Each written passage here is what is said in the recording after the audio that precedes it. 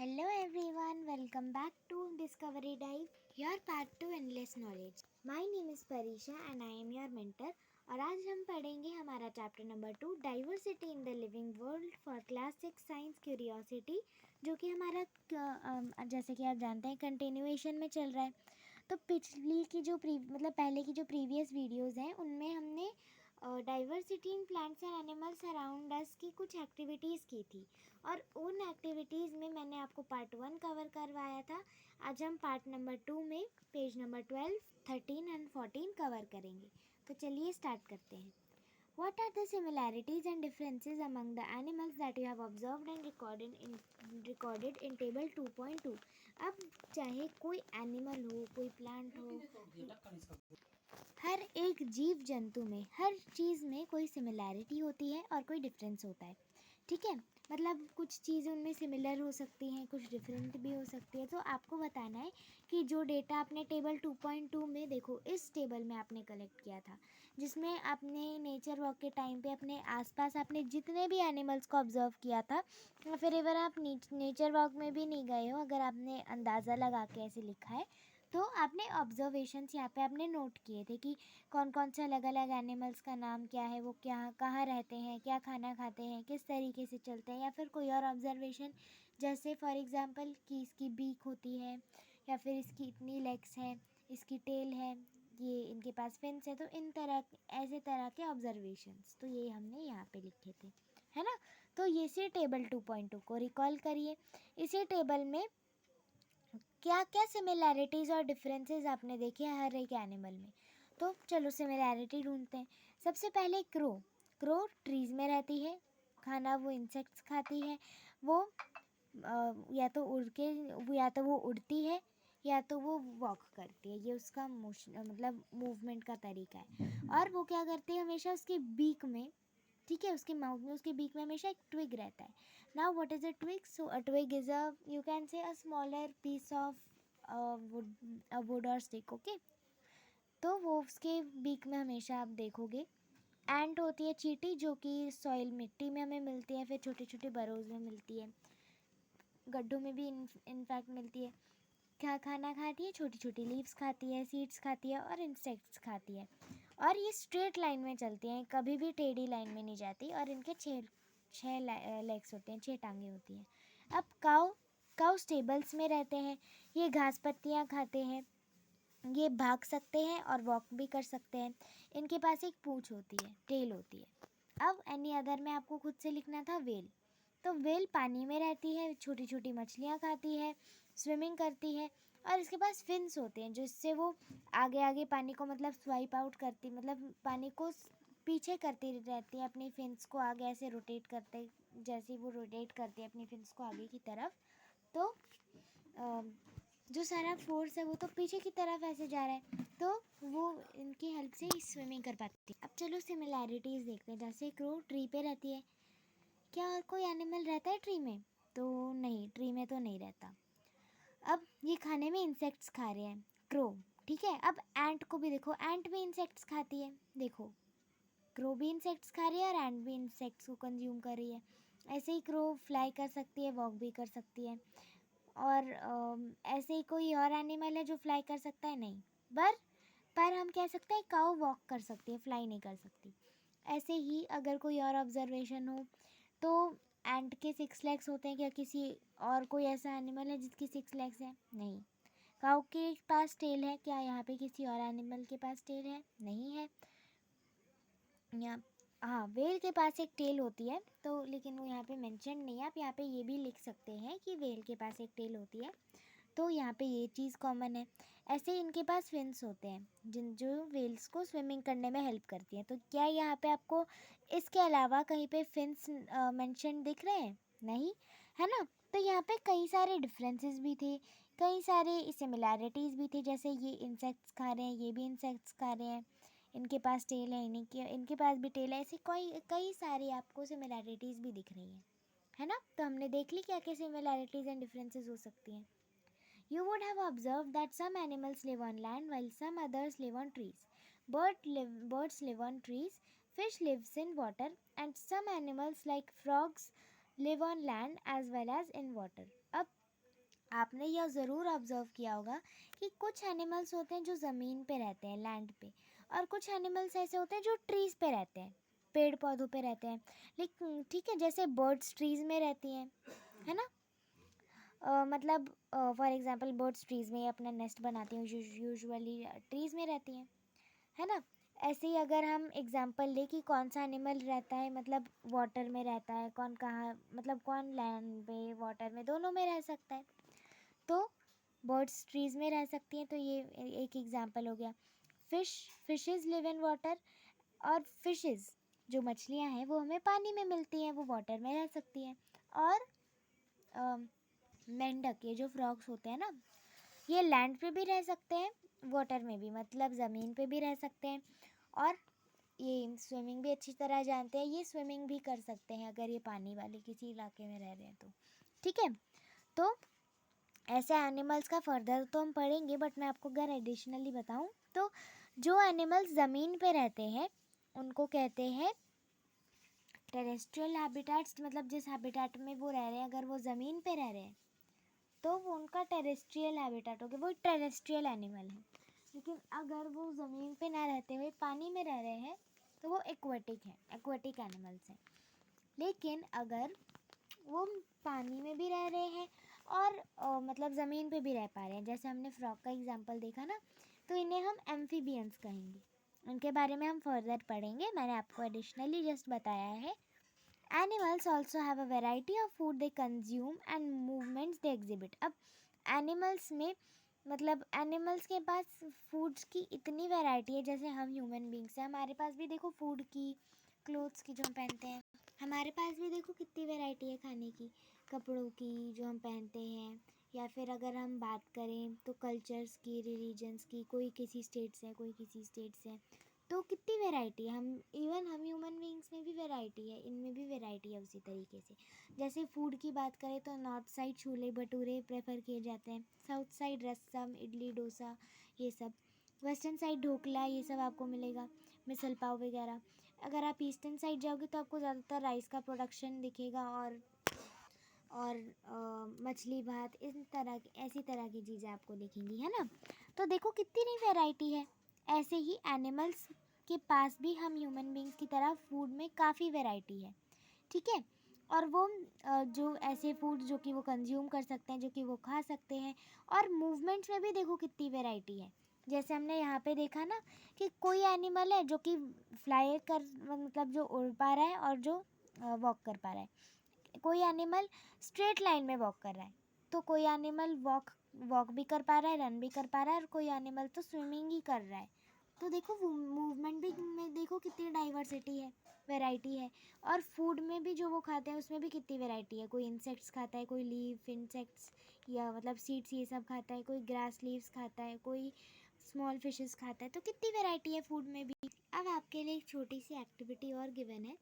Sketch the plants and animals observed by you in your notebook, or prepare a scrapbook with leaves, flowers from different plants and feathers from animals. Write all the details you have gathered about them. अब आपको क्या करना है, आपने जो भी nature walk के time पे या फिर कभी भी अगर आपने ऑब्ज़र्व किए हैं अपने आसपास, वैसे ज़रूर किए होंगे।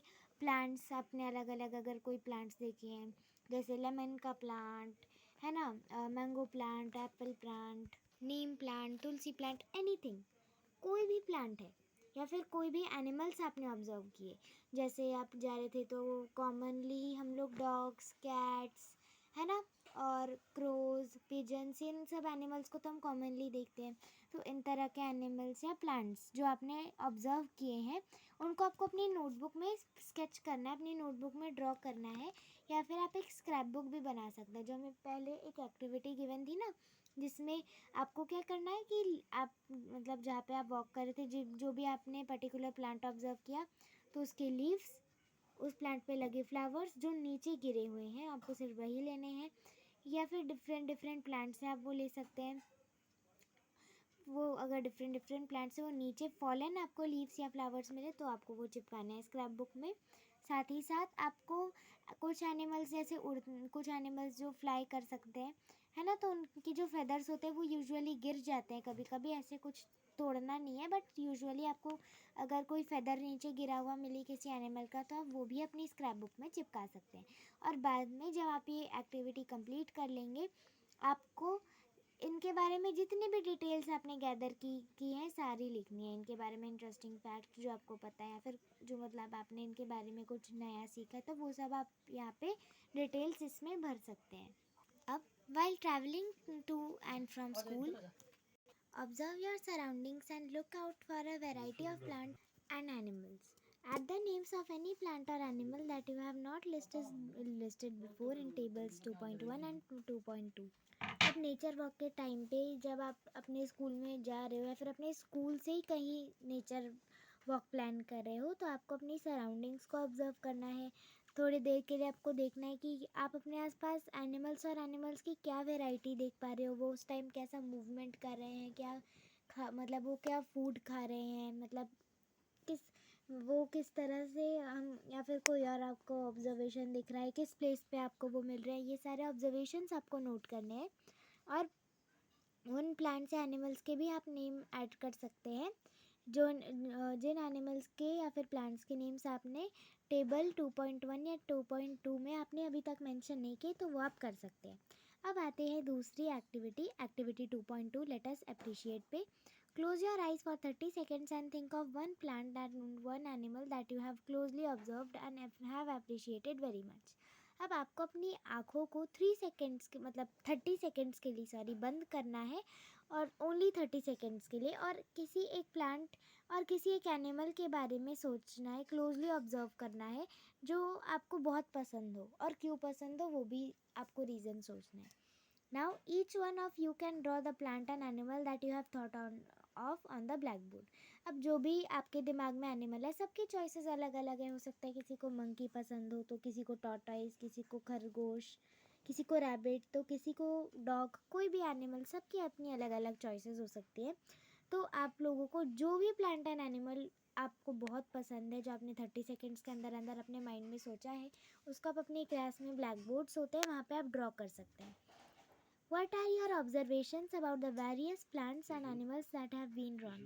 अब आपने जो अपने आसपास जो अलग अलग अलग अलग प्लांट्स एंड एनिमल्स देखते हो, और जो आपने खुद से अप्रिशिएट किए जिन एनिमल्स को सबसे ज़्यादा, तो आपके इन प्लांट्स को और एनिमल्स को लेके जो ब्लैक बोर्ड पे आपने ड्रॉ किए हैं, तो इनके लेके क्या ऑब्जर्वेशंस है। यही हो सकते हैं कि कुछ बच्चों ने सिमिलर चीज़ें बनाई होंगी, कुछ लोगों ने थोड़ी डिफरेंट बनाई होंगी, है ना। इनका मूवमेंट ऐसा है, इसका मूवमेंट ऐसा है, ये ऐसा खाना खाते हैं, ये ऐसा खाना खाते हैं, ये इस प्लेस पे रहते हैं, ये इस प्लेस पे रहते हैं। तो आप इस तरह से कंपेयर कर सकते हैं अपनी क्लास में। अब ये देखिए, यहाँ पे बच्चे सेम एक्टिविटी कर रहे हैं, ब्लैक बोर्ड है, यहाँ पे कुछ बच्चे बैठे हैं, और ये देखिए यहाँ पे कुछ कितनी सारी ड्राइंग्स बनाई है। ये एक रैबिट है, एक ट्री बना है, एक ड्योडा ट्री जैसा एक लग रहा है, यहाँ पे एक बर्ड बनाई है, एक स्नेक बना हुआ है, बटरफ्लाई है, ग्रास है, मशरूम्स हैं। तो यहाँ पे कितनी सारी चीज़ें बनाई हैं। तो हम इससे कंक्लूड कर सकते हैं कि हाँ, वैरायटी तो है कि बच्चों को अलग अलग एनिमल्स और प्लांट्स अच्छे लगते हैं।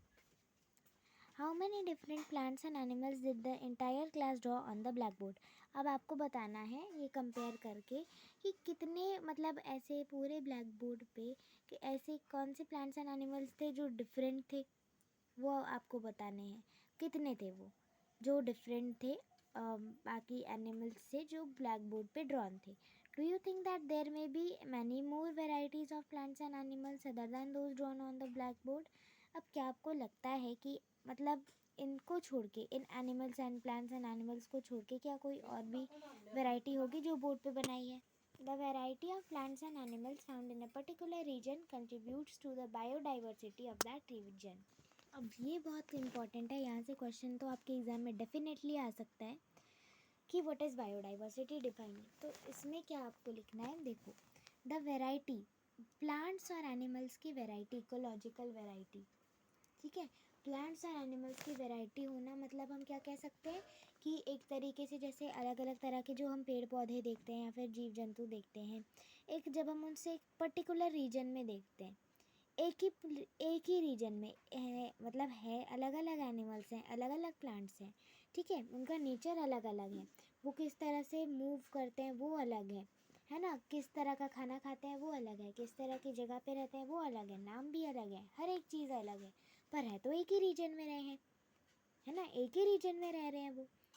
हाँ, माना हमने कि प्लांट्स एंड एनिमल्स की बहुत वैरायटी है, लेकिन despite of all these things ये सारी वेराइटीज़ एक ही जगह पे रह रही है। और जब ऐसा होता है कि किसी भी चीज़ की वैरायटी है और वो एक ही जगह पे रह रही है, प्लांट्स और एनिमल्स की वैरायटी से स्पेसिफिकली मतलब इकोलॉजिकल वैरायटी, ठीक है, हमारे नेचर से जुड़ी वैरायटी, जैसे प्लांट्स और एनिमल्स, वो उनकी बहुत सारी वैरायटी एक ही जगह में हमें मिल रही है, तो वो बायोडाइवर्सिटी हो गया उस रीजन की, ठीक है।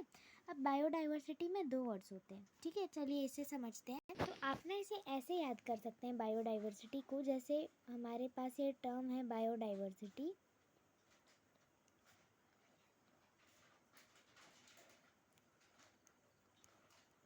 इसमें आते हैं टू वर्ड्स, ठीक है, बायोडाइवर्सिटी दो वर्ड से मिलके बना है, एक है बायो और एक है डाइवर्सिटी, ठीक है। बायो मतलब हमारे इन्वायरमेंट से रिलेटेड है ना, नेचुरल कह सकते हैं हम, इकोलॉजिकल भी कह सकते हैं, इकोलॉजिकल। डाइवर्सिटी मतलब आपको पता ही है, वैरायटी।